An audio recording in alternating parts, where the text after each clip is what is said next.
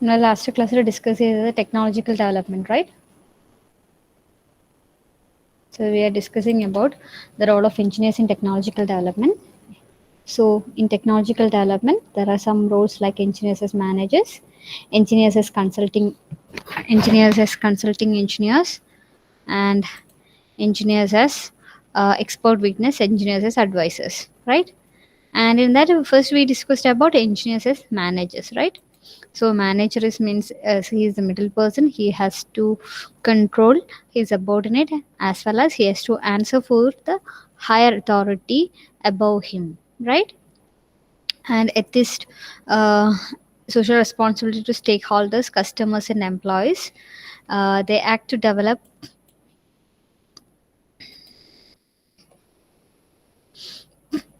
They act to develop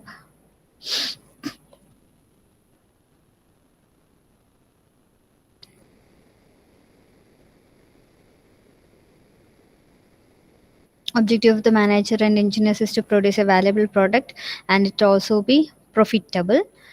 And managing conflict, he has to manage the conflict that is arising in his group as well as between the employees of his company and the subordinate, that also he has to take on care, right? So that is what we have discussed in our last class. And conflict of personality, human psychology, and ego problems, conflict over expenditure and its deviations, that and all uh, he has to taken care, right? Next is what are the reason for conflict? And conflict is arise because of separate. This is impersonal approach that will not lead to not early solution, but also with prevented with committing errors that can be prevented. And interest, you have to focus on the mutual interest, that the employee interest as well as the other stakeholders in interest, he has to consider. Evaluation, next is consulting engineer. Consulting engineer is a person who with his high engineering qualification, specialized background and wide experience can plan, design and supervise and help in undertaking maintenance of any type of structure according to the needs of the client, right? ഞാനൊരു example നിങ്ങളടുത്ത് പറഞ്ഞിട്ടുണ്ടായിനി. ഇപ്പം ഏതെങ്കിലും ഒരു engineering ബിൽഡിങ്ങിൻ്റെ കേസിൽ അല്ലെങ്കിൽ ഒരു പാലത്തിൻ്റെ കേസിൽ എന്തെങ്കിലും ഒരു ബുദ്ധിമുട്ട് വന്നു കഴിഞ്ഞു കഴിഞ്ഞാൽ we will consult with higher authority, means we will consult with some consulting agencies. That consulting person will be having high qualification and he's technically sound and have a good, very good specialized background with a wide experience. And that person will be having the ability to plan, design and supervise and help in undertaking the maintenance of any type of structure, right? Okay, being today is the World Engineers Day. Today is Engineers Day, right? September 15. So you may be remembering Dr. Vishesharaya, കേട്ടിട്ടില്ലേ നിങ്ങൾ അല്ലേ? So here's the one has developed many structures near in Hyderabad, right? Many of the prominent structures.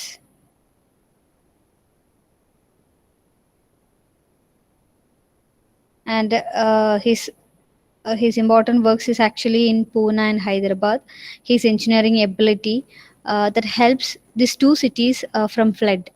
Actually, ഈ രണ്ട് സിറ്റീസിലും flood വന്നിട്ടുണ്ടാവുന്ന വലിയ ബുദ്ധിമുട്ടുകൾ overcome ചെയ്യാൻ വേണ്ടിയിട്ട് he has designed a new model and he has designed and he has operated it very well to protect these cities from flood. That is actually remarkable contribution from him. Not only this, many other contributions are also there. And this is like a consulting engineer means we are privately consulting an organization or a person for the better experience, right? Engagement of consulting engineers are more advantageous when a project has a specific goal or when an expertise is needed to examine or solve a problem. We need it. The functions of a consulting engineer is like preparing, designing, inviting tenders and checking tendering procedures, and advising on repairing, alternation and maintenance of existing structure. And he or she will offer advice on interrelated matters such as selection of plant, equipment like elevators, electrical and work, water supply work, etc. അപ്പോൾ ഏതെങ്കിലും ഒരു particular പ്രൊജക്റ്റിന് വേണ്ടി നമ്മൾ അവരെ approach ചെയ്താൽ പോലും he will give consultations in some other interrelated matters, that also that person will be capable to give advice for that also. So he should be distinctly familiar with modern development in construction technology. Then only he can be familiar or he can be excel in his area. So consulting engineer have ethical responsibilities like uh, this consultancy is like how the people will come to know about this consultancy only through the advertisement, right? So the consulting engineers are directly responsible for advertising their service, even if they employ other consultant to assist them. നമ്മളിപ്പോൾ ഒരു consultant ഒരു particular consultant personality നമ്മൾ approach ചെയ്താൽ if he's working in some other organization and that person is having that advertising their service, even if he is an employee of other consultancy, then also he or she has to advertise it, right? Next is, but in many organizations this responsibility is with advertising executives and the personal department. They are allowed to advertise but to avoid the deceptive ones. It's like he has to advertise but advertise only the thing which are right. Do not say anything exaggerated. Deceptive advertising include half truth. What does it mean? Half truth means whatever he's saying is correct but it is not 100% correct. So for example, an architect show the photograph of the completed building with flowering trees around, but actually the foundation of the building has been completed and there is no real garden. That's actually will happen, right? Nowadays, for the better look or for the to create a better atmosphere or to show the better uh, the beauty of that particular building, we can do like that. അങ്ങനെയല്ലേ സാധാരണ architect ഒക്കെ വരക്കുക. An architect show the photograph of the completed building, but actually the foundation of the building has been completed and there is no real garden. That is also there. That means that is a half truth. Next is like exaggerated claims. That means the consultant might have played a small role in a well-known project, but they could claim to have played a major role. Normally it happens, right? നമ്മളിപ്പോൾ ഏതെങ്കിലും ഒരു particular പ്രൊജക്റ്റിനെ പറ്റി കുറച്ച് കാര്യങ്ങൾ മാത്രമേ അറിയുന്നുണ്ടാവുള്ളൂ, but in his C V or in his experience while advertising, he can say he has played a major role in that. And making false suggestions. Reduction cost might have been achieved along with the reduction in strength, but the strength details are hidden.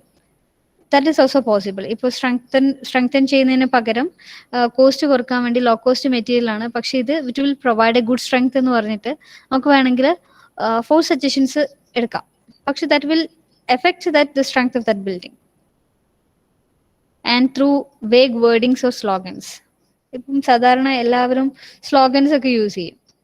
That is actually power of a business അല്ലെങ്കിൽ power of advertisement എന്ന് പറയാം. അത് കേൾക്കുന്ന സമയത്ത് common people will think it is very good, right? That is actually advertising technique and he has to be ethical in that case. And next is competitive bidding. It means offering a price and get something in return for the service offered. The organization have a pool of engineers. The expertise can be shared and the bidding is made realistic.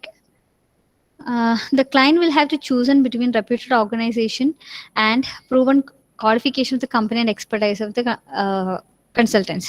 The competitive bidding എന്താ?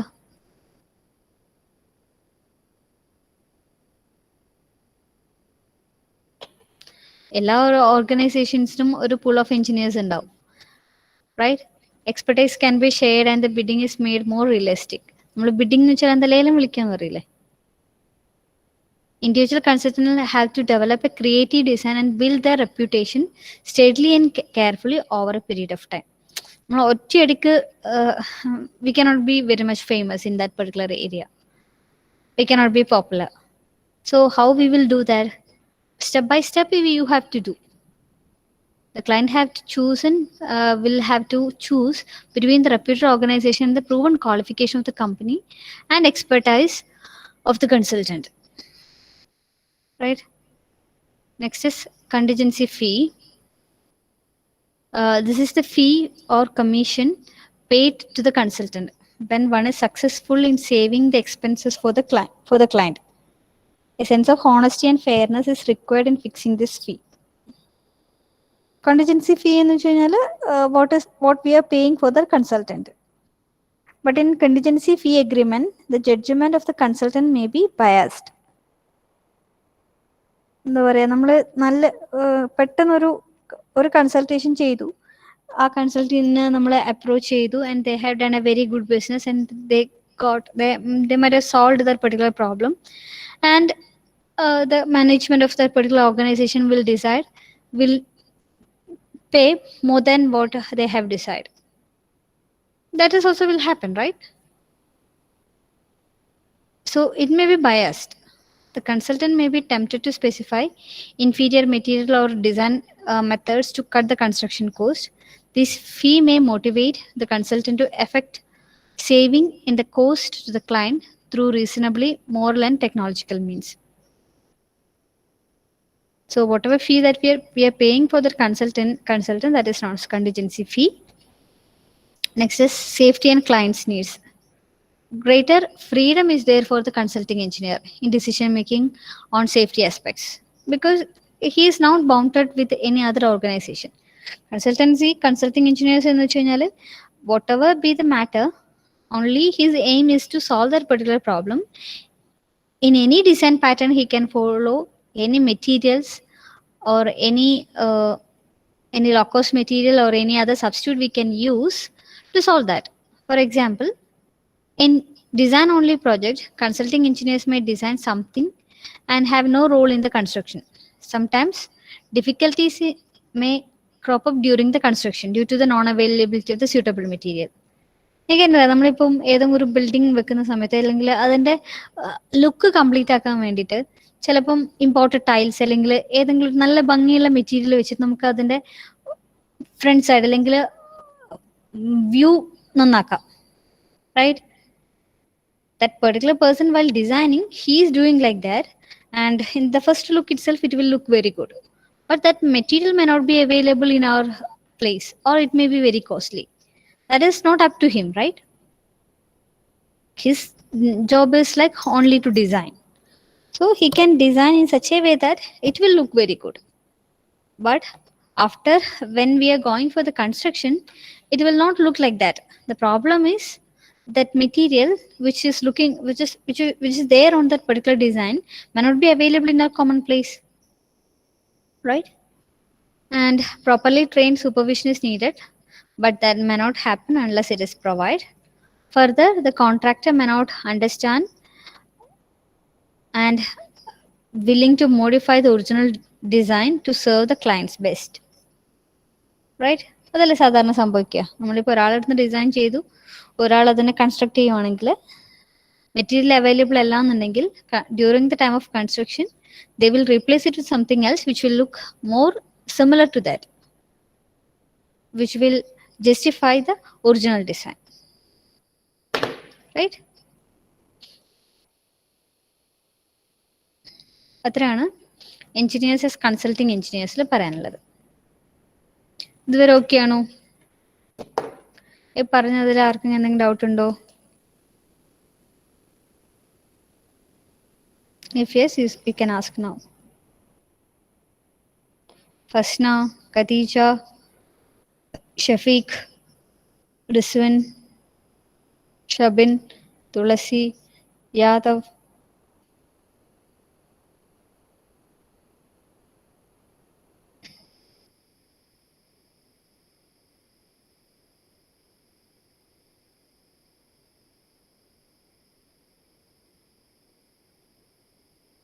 Any doubt?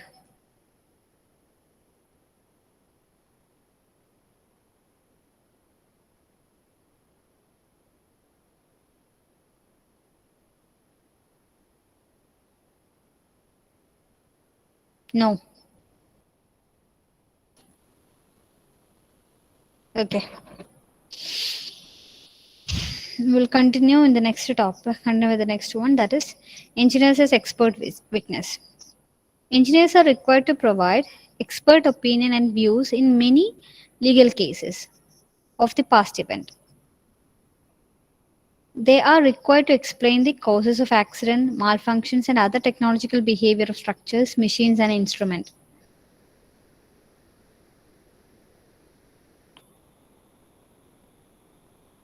നമ്മൾ സാധാരണ എപ്പോഴും ചെയ്യുന്നല്ലേ, ഏതെങ്കിലും ഒരു problem വന്നു കഴിഞ്ഞു കഴിഞ്ഞാൽ legal കേസിലോ അല്ലെങ്കിൽ ഏതെങ്കിലും ഒരു ലീഗൽ ഇഷ്യൂസ് വന്നു കഴിഞ്ഞാൽ എക്സ്പേർട്ട് ഒപ്പീനിയൻ ചോദിക്കും എല്ലാവരും. മീൻസ് ഇപ്പം കോടതിയാണെങ്കിൽ പോലും ഏതെങ്കിലും ഒരു കേസ് വന്നു കഴിഞ്ഞാൽ what may be the expert opinion, that is known as expert witness എന്ന് പറയുന്നത്. ഫോർ എക്സാമ്പിൾ പറയുകയാണെങ്കിൽ if anything happen, explain the causes of accident, malfunctions, and other technological behavior of structures, machines, and instrument due to the malfunction of any instrument or the personal injury while using an instrument, defective product, traffic accident, structural building collapse, and damage to the property.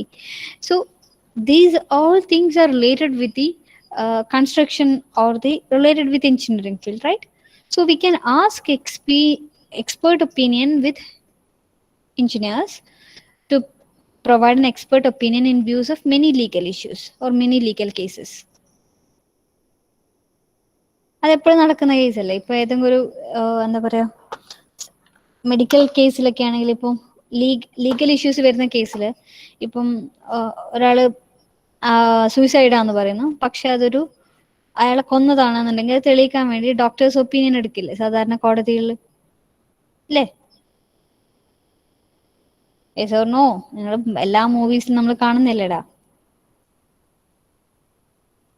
if death will happen between these hours, അങ്ങനെയൊക്കെയുള്ള expert opinions provide ചെയ്യില്ല doctors. Okay, അതുപോലെ അപ്പോൾ that means their medical practitioners are used as an expert witness, but if it is related with constructions or related with an engineering field, we can use an engineer as an expert witness. So eyewitness means eyewitness gives evidence on only what he has seen or heard actually. That is mean that is a perceived fact. What he has seen, what he has heard, like that. അതാണ് നമ്മുടെ normal witness എന്ന് പറയുന്നത്. ഇനി expert witness എന്ന് വെച്ചാൽ എന്താ? Give expert opinion on the fact in their area of their expertise, or interpret the fact in terms of cause and effect relationship. Comments on the view of the opposite side. A report on professional standard, especially on precautions when the product is made or the service is provided.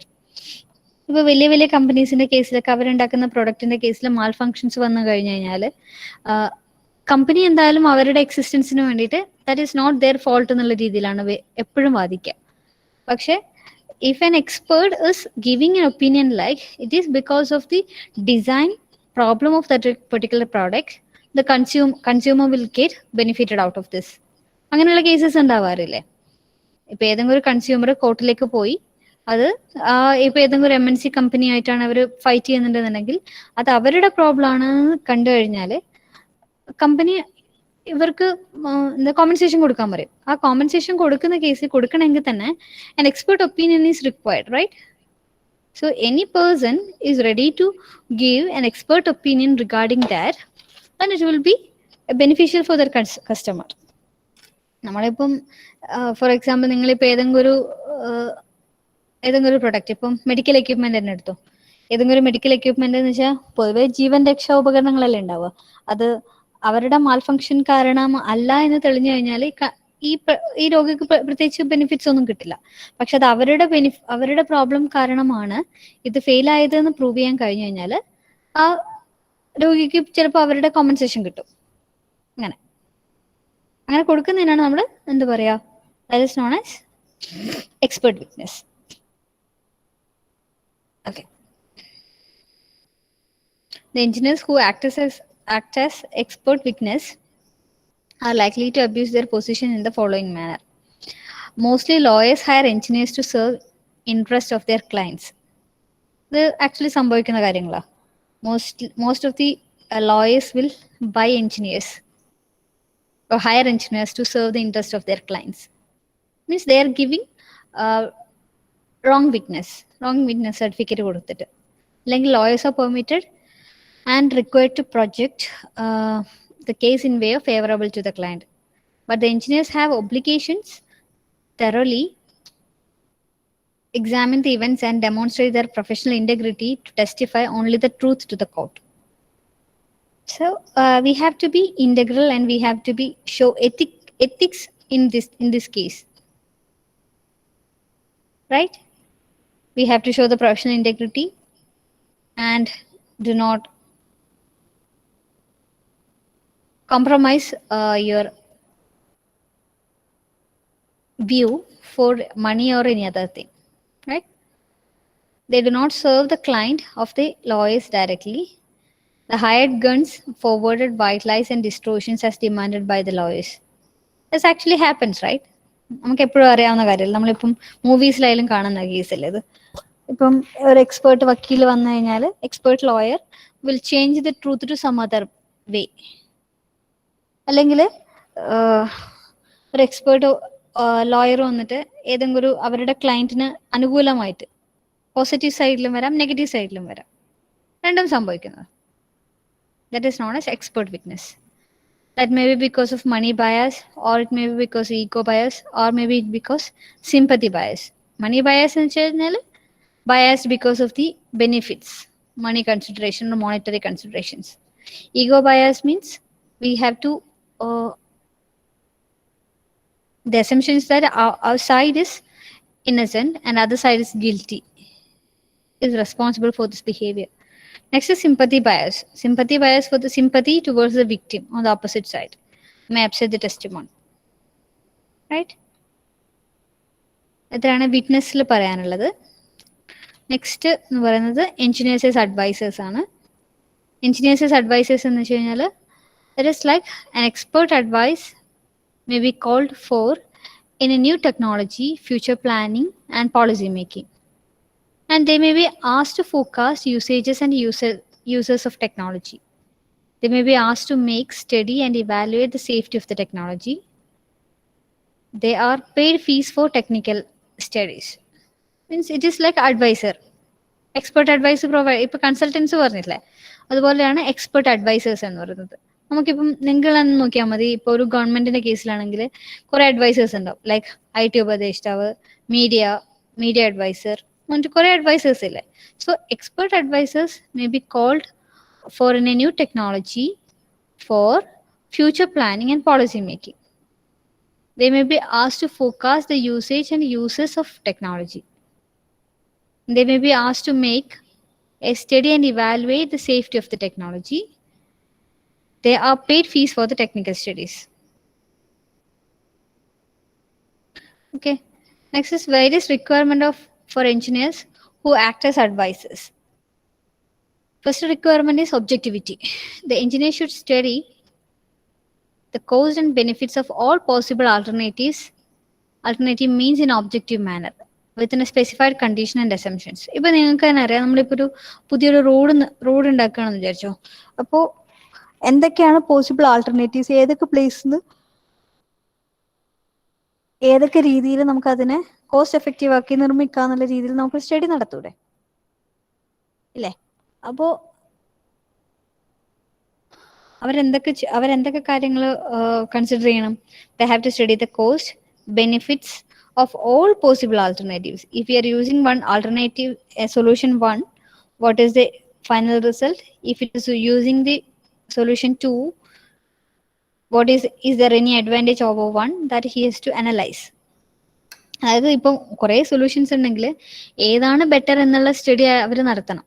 ഇത് നടത്തുന്നതിനെ കൊണ്ട് എന്തൊക്കെയാണ് advantages, what are the disadvantages, how it is good over a particular design, that That person has to decide, right?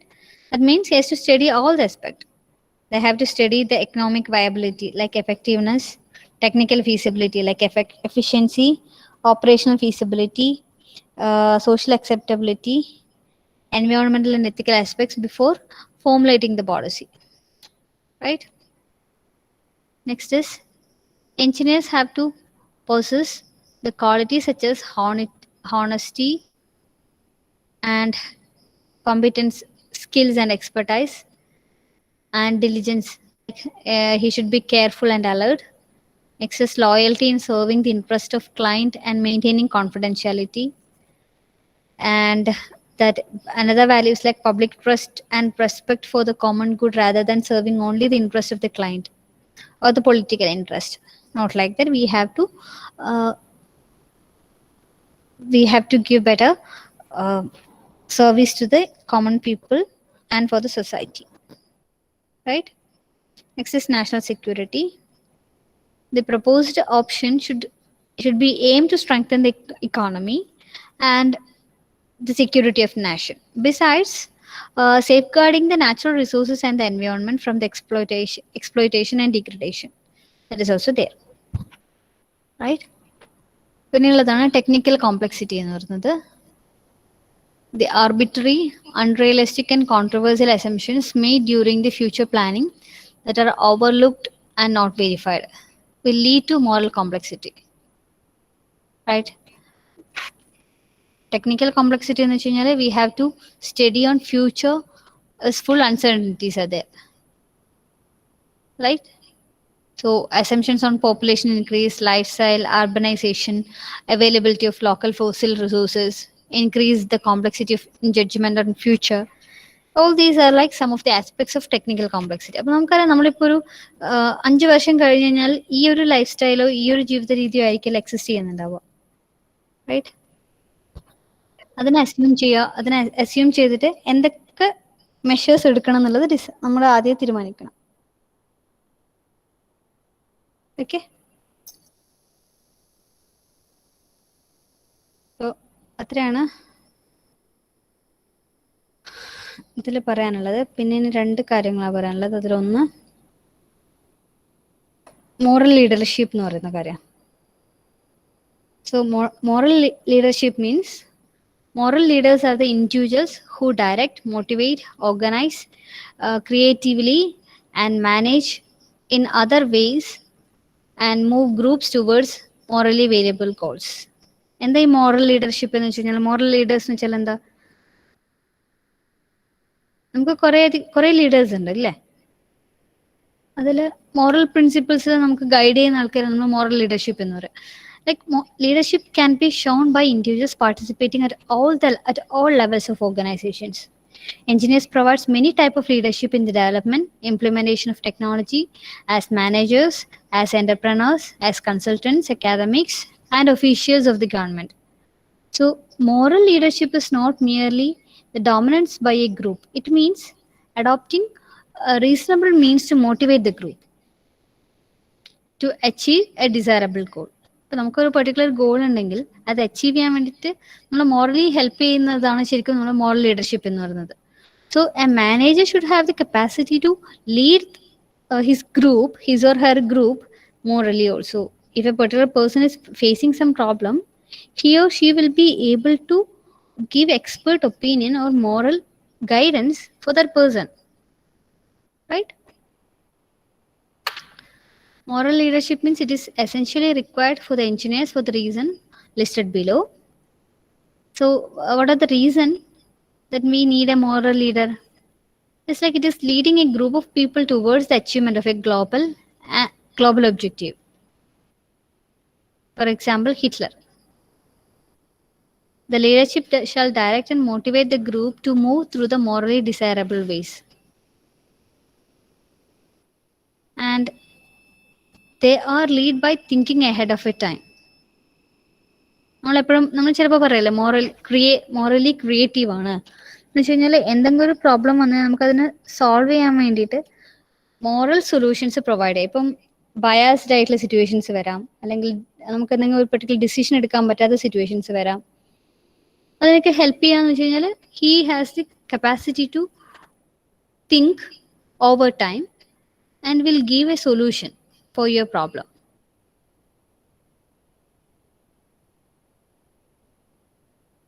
And that person will be having the capacity to identify the most important values as applicable to a situation, and he will bring the clarity within the group through proper communication and putting those values into practice.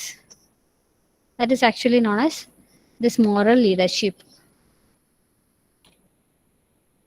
പിന്നെ വരുന്നതാണ് volunteerism and community service. Another important avenue for providing moral leadership within communities by the engineers is to promote services without fee. അത് നമുക്ക് എപ്പോഴും അറിയുന്ന volunteering എന്ന് പറയുന്ന സംഭവം. നിങ്ങളിപ്പോൾ NSSലൊക്കെ പ്രവർത്തിക്കുകയാണെങ്കിൽ നിങ്ങൾ എന്താ വോളണ്ടിയർ ആയിട്ട് നിൽക്കും അല്ലേ? It means without any fees you are doing the service.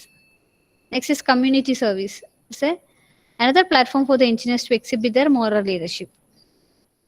The engineers can help guide, organize, and stimulate the community towards morally and environmentally desirable goals. Okay? Another example ആണ് corporate organizations have come forward to adopt villages and execute many social welfare schemes towards these objectives. That is actually very much popular in nowadays, right?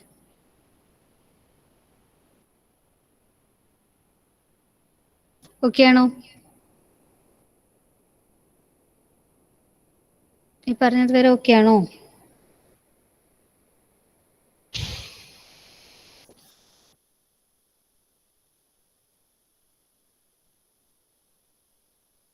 Okay.